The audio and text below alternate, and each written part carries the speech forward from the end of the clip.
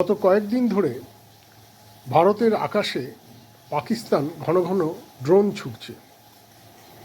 ইতিমধ্যে কয়েকটি ড্রোনকে ভারতীয় সেনা গুলি করে নামিয়েছে, কয়েকটি আবার পাকিস্তানে পালিয়ে গিয়েছে।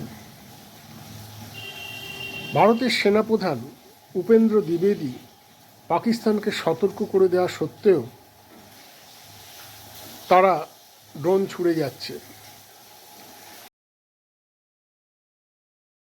ভারতের প্রতিরক্ষা মন্ত্রী রাজনাথ সিংও জানিয়ে দিয়েছেন ভারতের অপারেশন সিঁদুর অব্যাহত। তা সত্ত্বেও পাকিস্তানের এত ড্রোন ছোড়ার পেছনে কারণ কি? এর পেছনে কয়েকটি কারণ আছে বলে মনে করা হচ্ছে।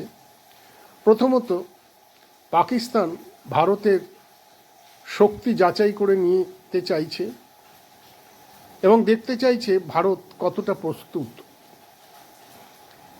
দ্বিতীয়ত,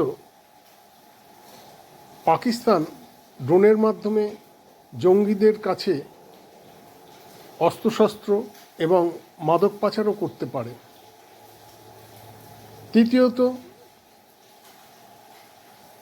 পাকিস্তান ভারতের সঙ্গে উত্তেজনা বাড়াতে চাইছে। তারা সামরিক প্রস্তুতি নিয়ে ভারতের সঙ্গে যুদ্ধও বাঁধাতে পারে। এই পরিস্থিতিতে ভারতের সতর্ক থাকা ছাড়া উপায় নেই। পাকিস্তান ভারতকে ড্রোন নিয়ে ব্যস্ত রেখে সীমান্ত দিয়ে জঙ্গিও প্রবেশ করাতে পারে।